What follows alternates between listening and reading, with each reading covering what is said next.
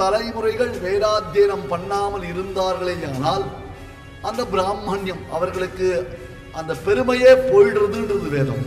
நாராயணனுடைய அம்சம் இல்லை என்றால் நாராயண கதையான மகாபாரதத்தை இயற்றுவதற்கு யாருக்கு வல்லமை? ஐந்தாவது வேதமான பாரதத்தை இயற்ற வேண்டும் என்றால் சாட்சாத் நாராயணனாகத்தான் இருக்க முடியும். ஏனால் எஸ்ய நிஸ்வசிதம் வேதாக, பகவானுடைய மூச்சு காற்று வேதம். அந்த ஆத்மலாபத்தை நீ பெற வேண்டும் என்றால் வேதம் காட்டிய வழியை காட்டிலும் நமக்கு வேறு வழியில் அந்த குறைய நிவர்த்தி பண்றதுக்காகத்தான் மகாபாரதம் என்னும் உயர்ந்த இந்த கிரந்தம் அவதரித்தது.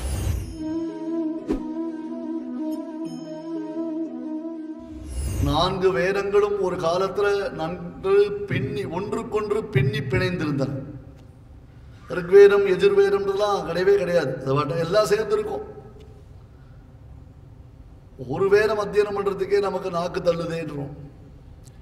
விஷயத்தூர் ஜெயத்வான்னு சொன்னா தலை மட்டும் ஆடுறதை தவிர்த்து ஸ்வரம் வர மாட்டேன்றது.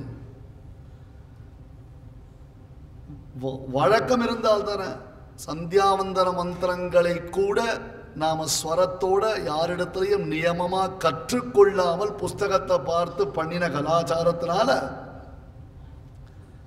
வைதிக மந்திரங்கள் வாயில வருது. ரொம்ப கஷ்டமா இருக்கு.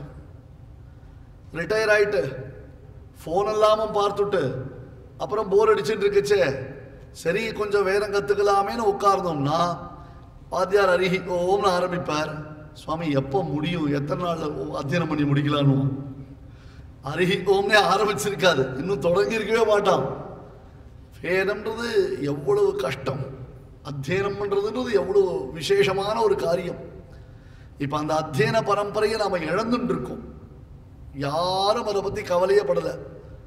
ஒரு பிராமண குடும்பத்துல 3 தலைமுறைகள் வேதாத்தியனம் பண்ணாமல் இருந்தார்களேயானால் அந்த பிராமணியம் அவர்களுக்கு அந்த பெருமையே போயிடுறதுன்றது வேதம். இந்த வேதத்தை ஒத்துக்கிறவாளுக்கு தான் இந்த விஷயம். இது ஒத்துக்காமல் ட்ரோல் பண்றவாளுக்கு இதை பத்தி பேச வேண்டிய அவசியம் கிடையாது. 3 ஜெனரேஷன் வேதாத்தியனமே இல்லாமல் இருந்துட்டாள்னு சொன்னா அப்ப அந்த பரம்பரையே பிரயோஜனம் இல்லைன்றது சாஸ்திரம். அவ்வளவு முக்கியம். அப்பேற்பட்டதான வேதங்களை எல்லாம் தொகுத்ததினாலே அவருக்கு வேதவியாசர் என்று திருநாமம். கிருஷ்ணத்வைபாயனம் வியாசம் வித்தி நாராயணம் பிரபும் கோஹ்யன்யோ புவி மைத்ரேய மகாபாரத கிருத்பவேத். விஷ்ணு புராணம்னு புராண ரத்னம். 18 புராணங்கள்ல பிரதானமானது விஷ்ணு புராணம். விஷ்ணு புராண ரத்னம்னு பேர் இருக்கு. சந்தர்ஷயன் நிரமிமீத புராண ரத்னம் தஸ்மை நமோ முனிவராய பராசராயன். வசிஷ்டருடைய பேரன் பராசரர் அவராலே இயற்றப்பட்டதான புராணம் இந்த விஷ்ணு புராணம். இப்ப வியாசர் இயற்றினாரா பராசரர் இயற்றினாரான்னு கேள்வி வரும் எல்லாருக்கும். அதாவது வியாசர் என்பதற்கு தாற்பயம் என்ன? எடிட்டர்னு பேர்.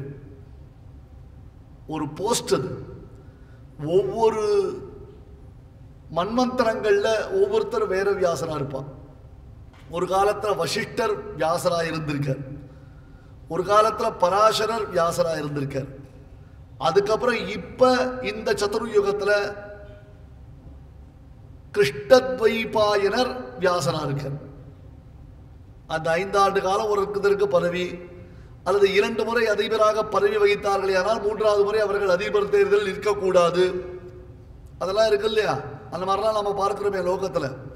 அதுபோல கிருஷ்ணத்வைபாயனர் என்னும் வியாசர், அந்த கிருஷ்ணத்வைபாயனர் என்னும் வேதவியாசரை அவருடைய பெருமையை பராசரர் பேசுகிறார்.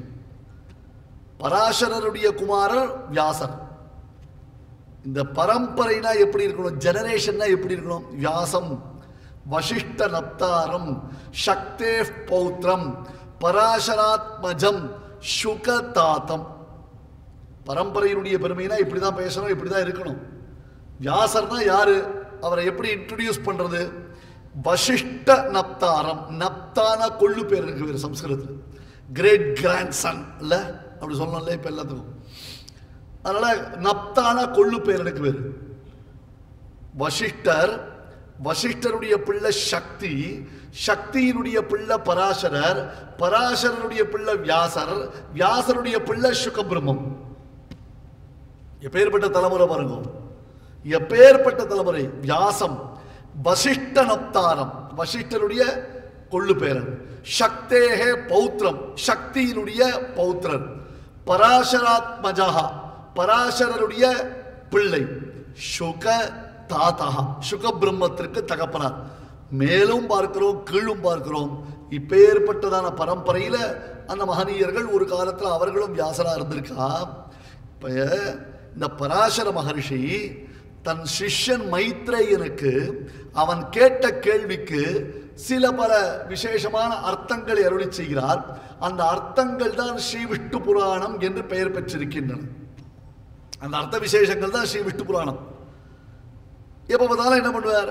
வியாசர் சொன்னார், சகோவாச்ச வியாசஃ பாராசர்யஹான்றது வேதமே. அங்கங்க வேதத்துல சகோவாச்ச வியாசஃ பாராசர்யஹ, பராசரஸ்ய அபத்தியம் புமான் பாராசர்யா. பராசரருடைய பிள்ளை, தசரதனுடைய பிள்ளை தாசரதி அப்படின்ற மாதிரி, திருதராஷ்டிரனுடைய பிள்ளை தார்த்தராஷ்டிரா, பாண்டுவினுடைய பிள்ளை பாண்டவாகான்னு சொல்றோமோ இல்லையோ, அந்த மாதிரி இங்க ஒரு வார்த்தை சொல்றார். அந்த வியாசர் சொன்னார், வியாசர் சொன்னார் அப்படின்னு பராசரர் சொல்றார். சிஷ்யனுக்கு ஒரே டவுட் வந்தது.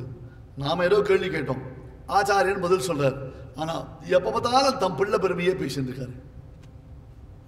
எதை கேட்டாலும் வியாசர் சொன்னார், வியாசர் சொன்னார், தம் பிள்ளை பெருமையை பேசுறாரு. அவர் யார்? என்ன நினைச்ச? யாருடைய பெருமையை நான் பேசுறேன்? என் பிள்ளைன்றதுனால அவருடைய பெருமையை பேசிட்டு இருக்கேன் நினைச்சியா? கிருஷ்ணத்வைபாயனம் வியாசம், யமுனையின் தீபத்தில் பிறந்தவர். யமுனை நதியில் நடுவில் இருக்கக்கூடிய மணல் திட்டில் பிறந்தார். பராசரர் சுபமான ஒரு வேளை, ஒரு முகூர்த்தம் ஏற்பட்டது. அந்த முகூர்த்தத்தில் ஒரு புத்திரன் பிறந்தானேயானால் அவனாலே லோகக்ஷேமங்கள் உண்டாக போகின்றன என்று பிரெடிக்ட் பண்ணார் பராசரர் தபோபலத்தினார். அப்பொழுது சத்யவதியின் இடத்துல அவர் இந்த பிள்ளையை பெற்றெடுத்தார். அஷ்டாதச புராணானாம் கர்த்தா சத்யவதி சுதா, சத்யவதியின் பிள்ளை, சத்யவதியின் பிள்ளை. 18 புராணங்கள் எழுதினார். கிருஷ்ணத்வைபாயனம் வியாசம். அப்பா மைத்ரேயா, உன் மூஞ்ச பார்த்தாலே தெரியுது நான் அடிக்கடி என் பிள்ளையினுடைய பெருமையை பேசுறேன்னு நினைச்சிருக்கேன். It is not only because of my son, என் பிள்ளைன்றதான பெருமையில பேசல. வித்தி நாராயணம் பிரபும், அவனை நாராயணனாக தெரிந்து கொள். வியாசாய விஷ்ணு ரூபாய என்று முதல் நாள் உபன்யாசத்திலேயே பார்த்தோம் இல்லையோ. Otherwise it is not possible to compose the Mahabharata. கோஹ்யன்யோ புவி மைத்ரேய மகாபாரத கிருத் பவேத். அந்த விஷ்ணுவின் அம்சம் இல்லை என்றால், நாராயணனுடைய அம்சம் இல்லை என்றால், நாராயண கதையான மகாபாரதத்தை இயற்றுவதற்கு யாருக்கு வல்லமை? ஏனென்றால் வேதம் சொல்லித்து, வேதம்ன்றது என்னது, யார் பண்ணினா, அதனுடைய ஆரிஜின் என்ன? இப்பெல்லாம் வேதிக் கல்ச்சர் அப்படின்றதாக அதை பத்தி ரிசர்ச் எல்லாம் பண்றாலும் இல்லையோ. இந்த பாரதத்தின் சம்ஸ்கிருதி என்னன்றதை நாம புரிஞ்சுக்கவே இல்லை இன்னும் கூட. அதுதான் ரொம்ப வருத்தத்தை கொடுக்கிறது. இப்ப கிமு கிபினா உடனே பிசிஏடியை வச்சுதான் எல்லாரும் பேசணும். எதை கேட்டாலும் பிசிஏடி, யாரோ ஒருத்தர் பிறந்தார், பிறந்த பிறகு இறந்தார், உனக்காக மீண்டும் பிறந்தார், அதெல்லாம் சொல்லிட்டு போட்டோம். அவ மதம் பத்தி பேச வேண்டிய அவசியம் நமக்கு இல்லை. நமக்கு அது அவசியமே கிடையாது, அதை பத்தி பேசவே வேண்டாம். ஆனால் ஒன்றை நாம் புரிந்து கொள்ள வேண்டும். என்னன்னா, நமக்கும் கிமு கிபி அப்படின்றது ஒரு கால ஆராய்ச்சி உண்டு. அந்த கால ஆராய்ச்சி நமக்கு தேவை. நாமளும் கால ஆராய்ச்சி பண்ணணும். எப்படி பண்ணணும்னா, கிருஷ்ணாவதாரத்திற்கு முன், கிருஷ்ணாவதாரத்திற்கு பின். எதை பேஸ் பண்ணினாலும் கிருஷ்ணன் அவதாரத்திற்கு முன்காலம், கிருஷ்ணன் அவதரித்த பிறகு பின்காலம். இதை நீங்க பேஸ் பண்ணுங்க, இதை பத்தி பேசணும். அனாவசியமான ஆராய்ச்சிகள் தேவையில்லை. அனாவசியமான ஆராய்ச்சிகள் மக்களுக்கு மேன்மேலும் குழப்பத்தை உண்டாக்கும். நமக்கு அழகா ஒரு ஸ்டிக் ஆன் பண்ணி வச்சிருக்கா. என்ன தெரியுமோ, 60 வருஷம்ன்றது ஒரு சைக்கிள். 60 வருஷம். அதனால தான் சஷ்டப்த பூர்த்தி என்பது ரொம்ப விசேஷமாக கோலாகலமாக கொண்டாடப்படுகிறது. சுவாமி ராமானுஜர் 120 ஆண்டுகள் உயிரோடு இருந்தார், உயிர் வாழ்ந்தார். எதற்காக? 2 சஷ்டப்த பூர்த்திகள். 2 60 ஆண்டுகளை பூர்த்தி பண்ணார் சுவாமி ராமானுஜர். அந்த சஷ்டப்த பூர்த்தி ஒரு சைக்கிள் அது. அந்த ஒரு சைக்கிளுக்குள்ள நாம கரெக்டா பார்த்துட்டோம்னு சொன்னா அந்தந்த காலகட்டங்களில் வரக்கூடியதான விஷயங்கள் நமக்கு புரிந்தால் போதும். தேவையில்லாத கால ஆராய்ச்சி என்பது நமக்கு அதை அவாய்ட் பண்ணணுன்றதுக்கோசம் தான் பெரியவாள் என்ன பண்ணிட்டா போரும் இதுன்னு சொல்லி வச்சிருக்கான். அதுலயும் உனக்கு வேணும்னா ஷாலிவாகன சகாப்தம்னு வச்சுக்கோ, விக்ரமாங்க சகாப்தம்ன்றதாக சொல்லி வச்சுக்கோ. அதனுடைய விஷயம் தெரியுமா? ஷாலிவாகன சகாப்தம்னா எப்படி கணக்கு பண்ணணும், விக்ரமாங்க சகாப்தம்னா எதை கணக்கு பண்ணணும்? கணக்கு பண்ணணும்னா இதை வச்சு கணக்கு பண்ணணுமே தவிர்த்து கிபியை வச்சு கணக்கு பண்ணக்கூடாது. அது நமக்கு பிரயோஜனம் இல்லாத ஒரு வார்த்தை, அதை பேசக்கூடாது நம்ம.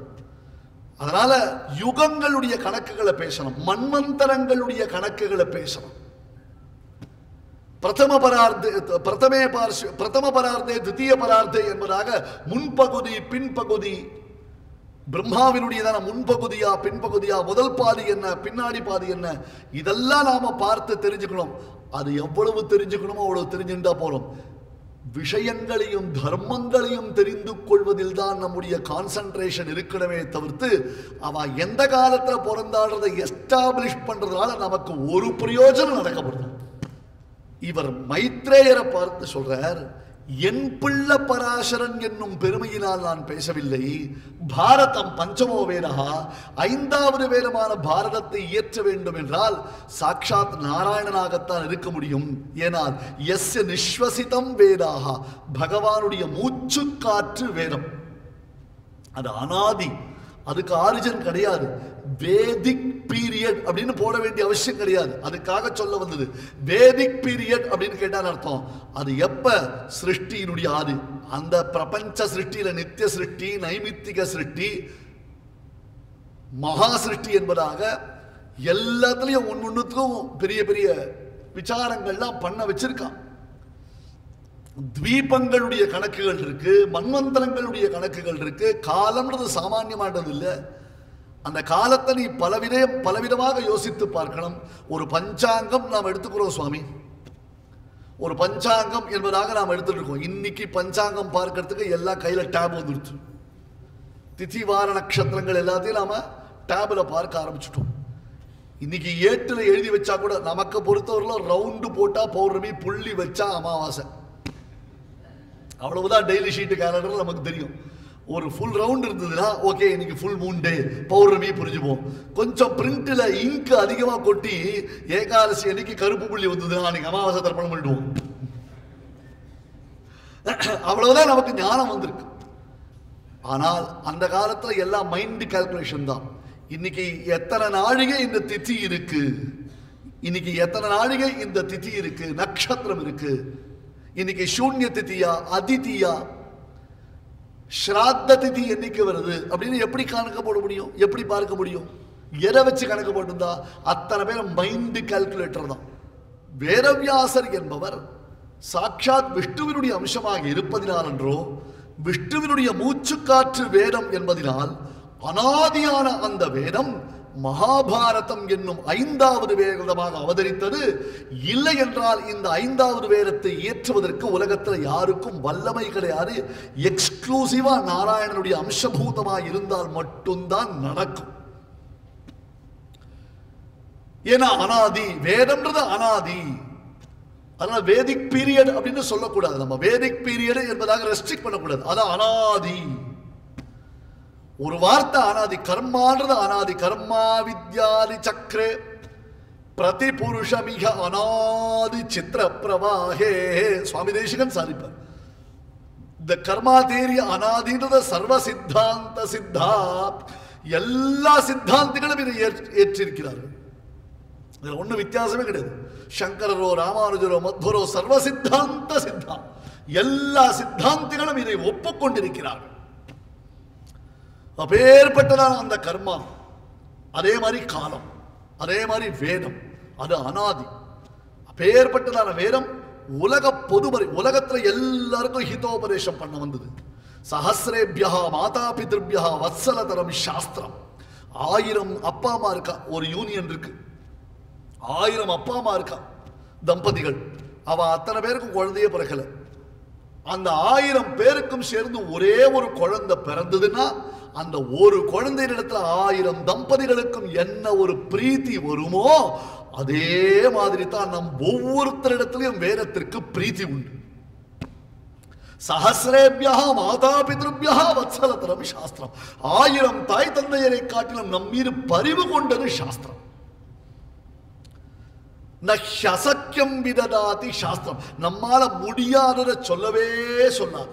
அதுல நல்ல நம்பிக்கை வேணும். அதுல நம்பிக்கை வேணும். நமக்கு எது அசக்கியமோ, அதாவது கிரகணம் முதலான புண்ணிய காலங்கள்ல உபவாசம் விதிக்கப்பட்டிருக்கு. கிரகணம் முதலான புண்ணிய காலங்களில் உபவாசம் விதிக்கப்பட்டது. ஏன் உபவாசம் விதிக்கப்பட்டது? புண்ணிய காலங்களில் உபவாசம் இருந்தால் நமக்கு தபோபலமானது சித்திக்கும். அவ்வளவுதான் விஷயம். இப்போ முடியாது. ஒரு குழந்தை பால் சாப்பிட்ற குழந்தை, அந்த குழந்தை 7 மணி நேரம் பட்டி போடலாமா? ஒருத்தர் படுத்துட்டு இருக்காரு, ட்ரிப்ஸ் ஏறிட்டு இருக்கு, உடம்பு சரியில்லாம இருக்காரு, 7 மணி நேரம் பட்டி போடலாமா? அப்படிலாம் பண்ணல சாஸ்திரம். யாருக்கு அசக்கியமோ, யாருக்கு சக்தி இல்லையோ, யாரால முடியாது, ஏகாதசி அன்னைக்கு சுத்தோபவாசம் இருக்க முடியலையா, சரி பரவாயில்ல, முழு அரிசி சோற்ற விளக்கு பரவாயில்ல, ஏதோ ஒரு பலகாரம் பண்ணி சாப்பிடு. ஆனா கட்டாயம் முழு அரிசி சார சாப்பிடாது. No excuse. அதுல ஸ்ட்ரிக்டா இருக்கு. ஆகையால ஆத்மலாபம் உனக்கு சித்திக்க வேண்டும் என்றால், அந்த ஆத்மலாபத்தை நீ பெற வேண்டும் என்றால், வேதம் காட்டிய வழியை காட்டிலும் நமக்கு வேறு வழி இல்லை. நமக்கு வேதமே பிரமாணம். நமக்கு வேதமே பிரமாணம். வேதாமே பரமம் சக்ஷு, வேதாமே பரமம் தனம். வேதம் தான் கண், வேதம் தான் தனம், வேதம் தான் செல்வம். அதை காட்டிலும் வேற கிடையாது. அந்த வேதத்தின் அர்த்தம் எல்லாருக்கும் போய் சேரலையே. எல்லாரும் அத்தியனம் பண்றதை விட்டுட்டாலே அத்தியன பரம்பரையே போயிடுத்து. 3 தலைமுறை வேதம் அத்தியனம் பண்ணலன்னா அவன் பிரயோஜனம் இல்லைன்னு சொன்னதுடைய தாற்பயம் என்ன? அந்த வைதிக ஞானம் அவனுக்கு இருக்காது. சாஸ்திர ஞானம் அவனுக்கு விட்டு போயிடும். சாஸ்திரியமான பத்ததி எது அப்படின்னு தெரியாமல் போயிடும். அதனால தான் இன்னைக்கு ஒரு ஸ்டேஜுக்கு அப்புறம் பார்த்தோம்னு சொன்னா நம்முடைய பிள்ளைகளை நம்மளால கண்ட்ரோல் பண்ண முடியல. அவர்களுடையதான திருமணத்தில் நம்மால தீர்மானிக்க முடியாமல் போயிடுறது. காரணம் என்ன? அந்த வைதிக பத்ததி போயிடுது. எங்க நாம பாதை மாறாமல் இருக்கணும் அப்படின்னு அவளுக்கு சொல்லி கொடுக்கறதுக்கோ தெரிஞ்சுக்கிறதுக்கோ வாய்ப்பு இல்லாமல் போயிடுது. அந்த குறைய நிவர்த்தி பண்றதுக்காகத்தான் மகாபாரதம் என்னும் உயர்ந்த இந்த கிரந்தம் அவதரித்தது. மேலும் இது போன்ற சிறப்பான நிகழ்ச்சிகளை காண இப்போவே லைக் பண்ணுங்க, ஷேர் பண்ணுங்க, மறக்காம சப்ஸ்கிரைப் பண்ணுங்க.